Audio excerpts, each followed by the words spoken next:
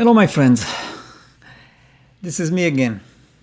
I'm laughing because it seems that I created such a unique connection with most of you, and I'm feeling more and more like I'm talking to my very close friends. And this is for real. So today's video is totally out of the blue. I wasn't planning to do a video today. I wasn't prepared. I wasn't ready or anything. But the day unfolded in such a strange way, and I want to share it with you. And while I'm sharing with you this video, I also prepared quickly some interesting topics.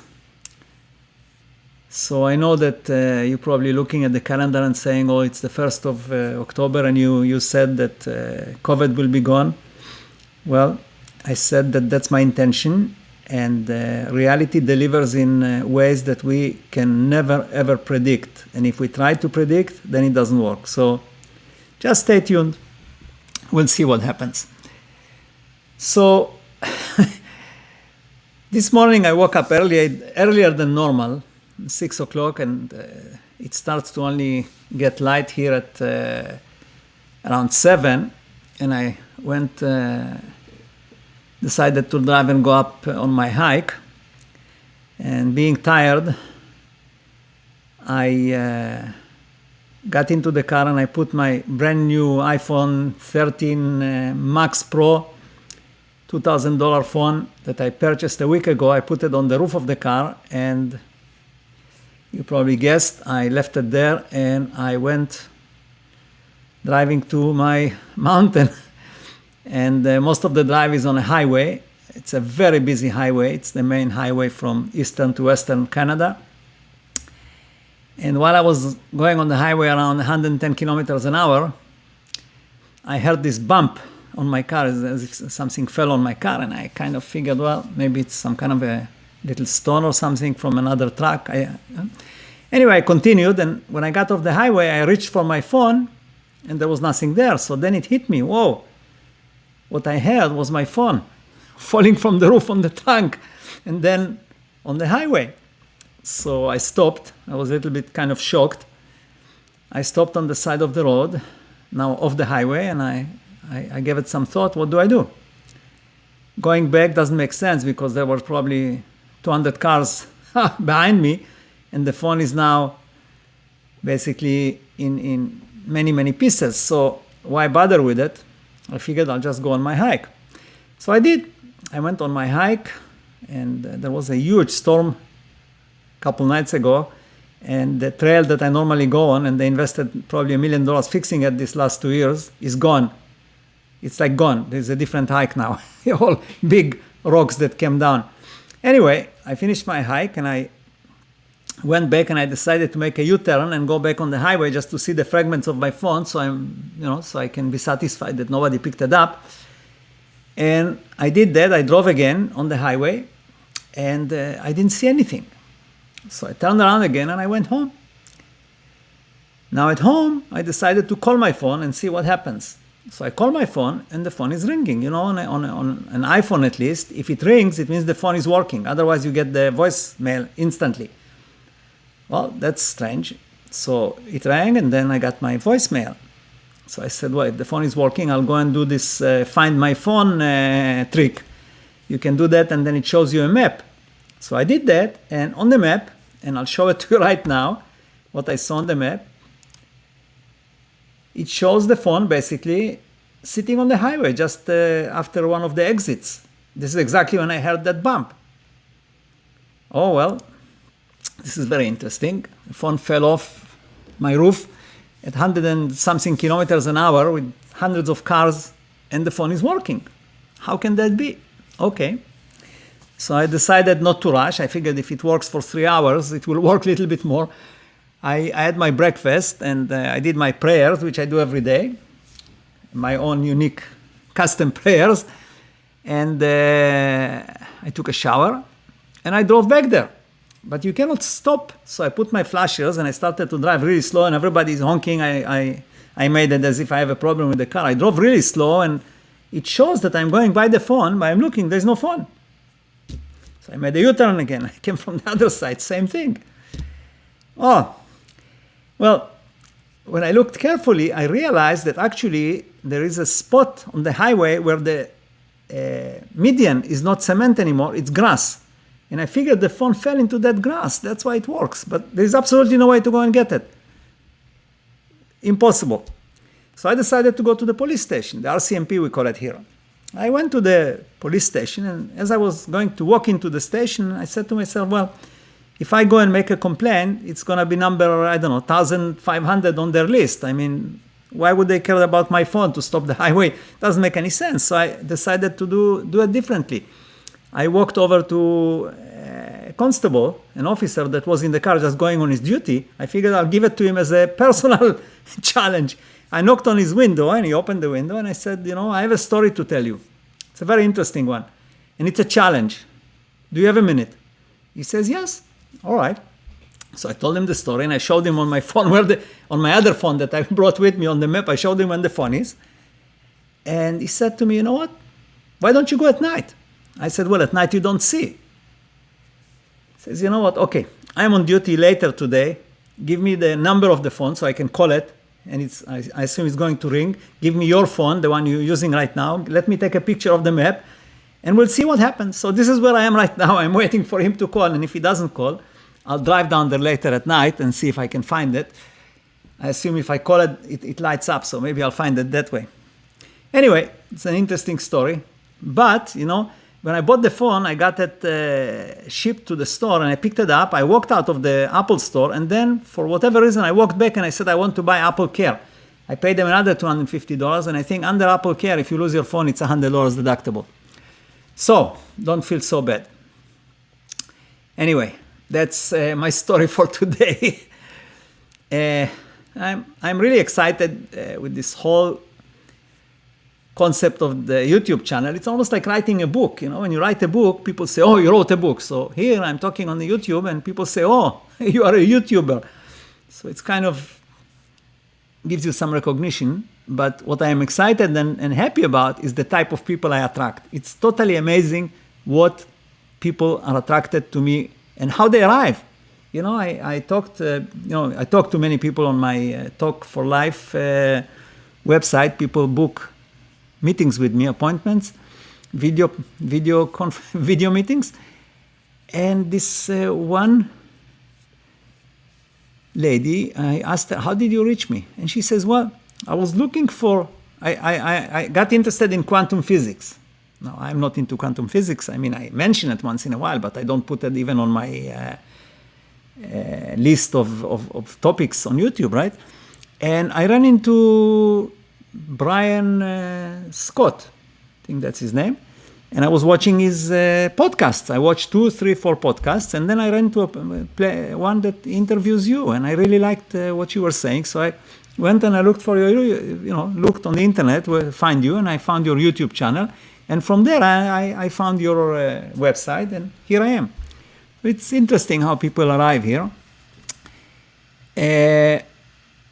Now, I want you to, not you, but I want to make a statement. The main reason I make all these videos is not for, get your admiration or get big numbers of viewers. This is not the point. I want to have as many people as possible understand what does it mean to be a human. It's an unbelievable thing to be a human. And most people don't get it. They see it more as a duty. I have to, schlep here for 80 years or 90 years or 100 years, and people don't get it. Being a human there is nothing more exciting than that, unless maybe being God. And it's not much of a difference. So this is why I'm doing all this. I want you to understand what does it mean to be a human. What's the potential in it? Okay? Let me tell you something about manifestation. And I'm going to go into more manifestation here. The biggest problem with manifesting anything or creating any reality or creating any change is the inability to disconnect from what is now. What is the current reality? And the reason I say it is reality is created every millisecond or every microsecond. Actually, I cannot divide it small enough. Reality is recreated continuously, just like a movie when you get frames, but those frames are running much faster. There is no continuum and there is no linear reality. This is just something we connect in our mind and becomes linear. Otherwise, reality can change, just like when the phone went off my roof, I got a different reality. It can change instantly. And if you are going to manifest a new reality, the first thing you have to do is to get rid of the idea of current reality being the reference. You have to get rid of it. Not easy. It is actually, when I talk in my other videos, and most of you probably watch them from the feedback I get, I'm talking about the horizontal line of impossibilities, that everything that above that line you cannot manifest because you don't believe it can be done. And the current reality is creating that line. So whenever you want something new or change or anything, don't take the current reality as a reference. Assume that you're starting from nothing. There is no reality. I don't know how to say it, but I think that you will be able to understand it and implement it. And by the way, synchronicity, when funny things happen, you think about somebody and they call you or whatever. Anything that we call synchronicity, actually what it is the reality you create. It's nothing to do with synchronicity. It's just that when that happens, you are connected to the collective consciousness. And when you are connected, it actually listens to you. So when you think about something, that thought is very powerful. And it creates a reality where that person calls you all of a sudden. It's not synchronicity. It's just you created a new reality. Okay? And why I'm telling you that's a good place to start practicing getting rid of the current reality when you try to manifest. Okay? So let me go into some, I give you some stories from by now I've spoken over the last 3 months to more than 100 people. I want to give you some of the experiences. I don't remember everything. I don't write it down, but I'll give you what I remember. But just before I go there is something I wanted to run by you and see if even be very happy to get some feedback from you on that. It looks to me that when I talk to people, even here on the video, I am connected to the collective consciousness constantly at that time, whether I talk on a video or I talk to somebody on a video call or when I talk to somebody in person. And what happens when we talk or when you listen to this video, you get connected as well. And our communication is no longer through what I'm saying. It's actually through that dimension, through the collective consciousness. And it has some profound effect on people. I know that many of the people I talk to tell me that something happened when they talk to me. Something shifted, something this, something that. So I just would like to get your feedback if you feel that way, because now I think I have enough people here that are actually what I call spiritual, meaning that they actually can sense something out of their 5 senses. Okay? So there is one thing I got from somebody here, and that person is asking me a question. Somebody who is very close to them is a young guy, probably 16, and he is short. He's not growing anymore. And she's asking me, how can I manifest? How can I do something with my mind to help him grow? And my answer was, this is not the issue. Because even if he's going to be as tall as a basketball player, he's not going to be happy with himself. It's a matter of how he sees himself. It's not because he's short or tall. And if you want to manifest and you have the ability, then you try and manifest for him to realize that what he displays in the window is not his body, but his personality. So if he realizes that, and instead of working on taking whatever hormones or anything to get taller, if he works on his mind, on his character, then it doesn't matter what he looks like. Okay, so that's one example. Another person asks me like I looked at the picture, because now I have this system where I don't do face reading anymore, but I folded it into the face-to-face meetings. So people send me a picture in advance, and while we talk, or even if they don't send me a picture, obviously I can see them. I also tell them what I see. So this one person, I told her that maybe not in the nicest way. I don't always say what people like, but I told her that if she wants to manifest, because she wants to manifest a partner. I told her, this is not like Amazon where you place an order and next morning courier comes with your partner. It doesn't work like that. Maybe I was a little bit rough, but anyway, so she said to me, well, I manifested the house, I manifested the car, why can't I manifest a partner? Well,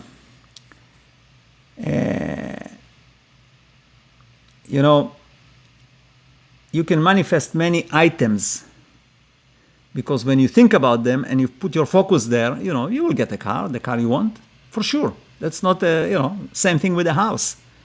But when you want to manifest a person, the person has their own consciousness. So here it starts to work with emotions and feelings and your personality, and is not like ordering something on Amazon. And I get many people, by the way, that they think that, they come to me and say, okay, my issue is money. And, I say money has to be a sub, not the main goal. If you make money the main goal, you will make money most of the time, but that money will come with no luck. You will not be happy. If you can make money by doing something that you like and other people are willing to pay for, you will make a lot of money and it will be happy money. Okay?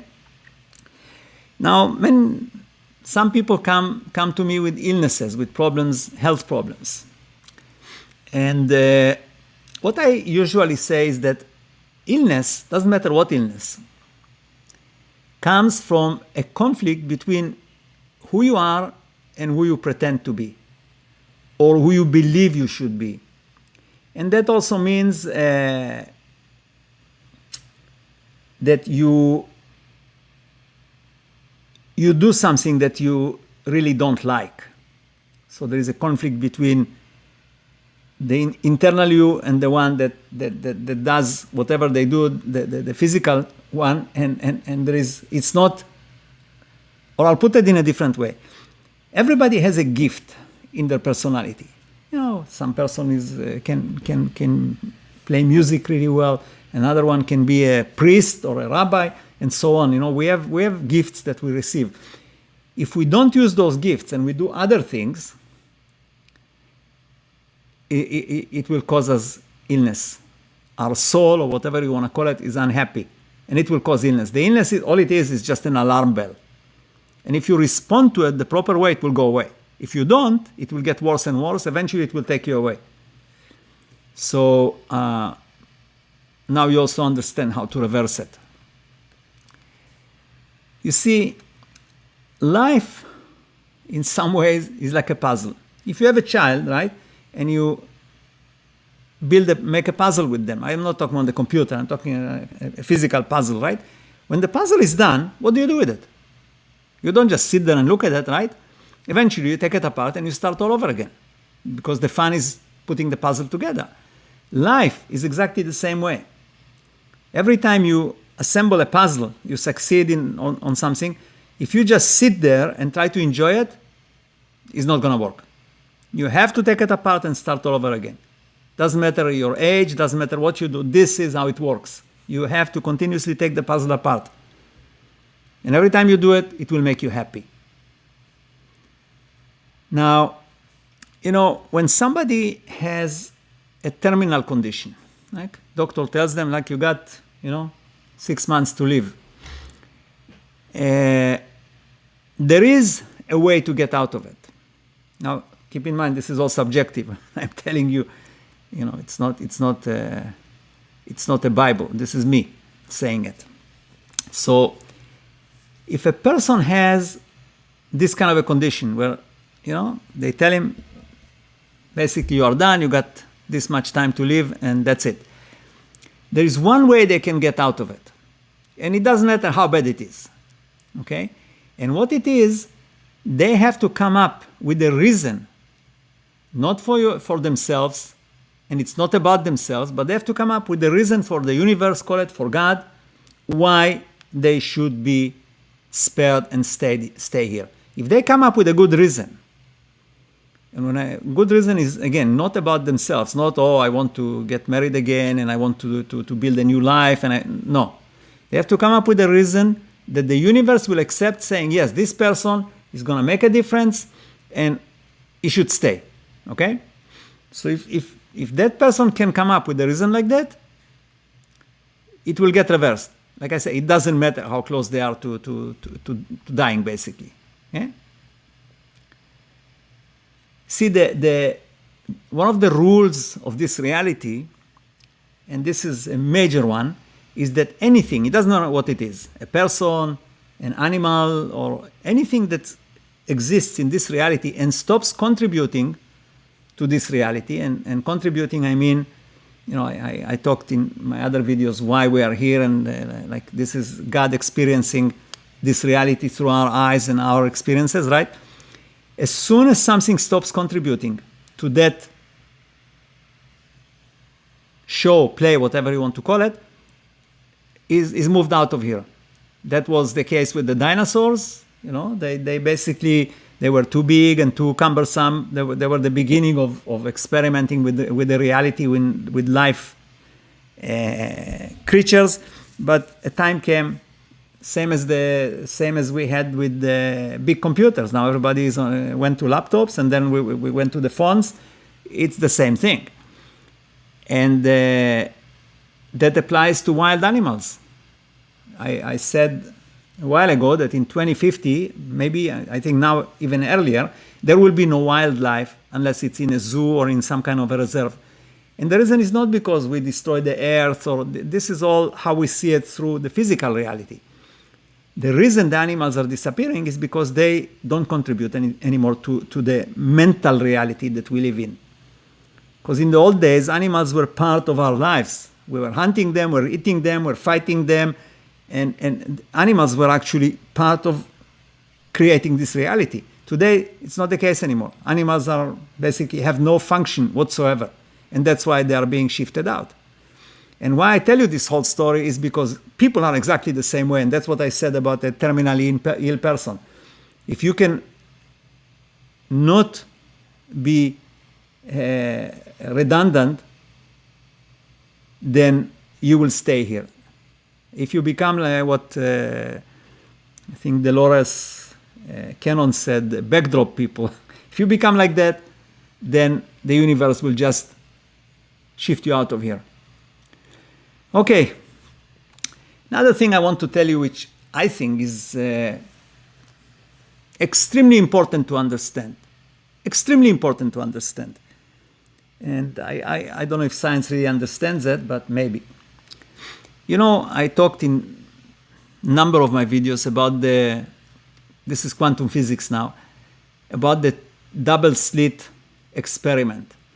And you can look it up, double slit experiment. There is tons of videos, and in what it really means, and it's been run for like 150 years, and nobody scientifically understands why that effect happens. And what that experiment is that we do something with particles, which are the fundamental building blocks of this universe. And if we observe the experiment, they are actually particles, they are matter. But if we don't look, if we don't observe, it doesn't matter, it could be through instrumentations. If we don't pay attention to the experiment, they are not matter, they are becoming waves. Now a wave is nothing. If this whole world becomes waves, then you will not exist, nothing will exist. Because a wave is basically like saying it's not there, it's not matter anymore. But what this experiment tells you is that nothing exists unless somebody observes it. It's like the thing with the tree in the forest, right? If the tree falls and there's nobody there. But this is for real. This is actually a proof that when nobody observes this thing that we call particles, the basic building blocks of this universe, it does not exist. Okay? Keep this in mind. This is very important. Apply it to your life. Now, I'm talking about a book that I'm writing a book, and I wrote a new preface for it. It's only half a page. I'm going to read it to you because this is the whole book. Let me just read it to you. We have been here for many thousands of years, but never figured out where we are or why until now. What is nothingness?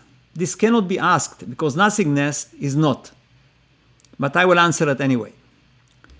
You cannot imagine nothingness because in our realm, everything is.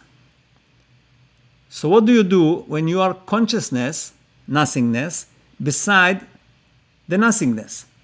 You cannot really be beside it, but here we must say something to explain to you who always existed in somethingness what I'm talking about. So let me tell you the story of the greatest consciousness that ever existed, but never experienced somethingness until. And God said, let there be light, and there was light. And God saw the light that it was good. And that was the first time he saw light. Now let's give the consciousness a name. We will call it all there is, all there was, and will be. In short, Hey. Why Hey? Because in all Hebrew writings, the name of God is written as the Hebrew letter Hey. The reason for it is because in Jewish religion, we are not allowed to say the name of God the way it's written. So we just put that one letter, call it Hey. Okay? Where did Hey come from? He did not. He always was. Just like nothingness always was, is, and will be. So for Hey, who is infinitely intelligent, the only way to be in somethingness was using his imagination. And when he used his imagination, for him it became real. But in order to experience this imagination, this real imagination, he needed other intelligent conscious beings. And this is where the creation story starts. And the rest is history. We will explore this history and by doing so initiate the next creation. We humans are experiencing this creation because we are fragments of the same consciousness. And because Hey, having created a physical reality which exists only in his imagination, could not hide this fact forever from those fragments of himself, which is us, he set up a trigger. When those fragments figure out the obvious secret that reveals wide open everything I just said here, a new imagined reality will begin. This time as a partnership between humans and Hey. And this will happen when enough of you read this book because in it is the trigger. So this is the preface. So as usual, I wish you all the best and we'll talk soon. Thank you.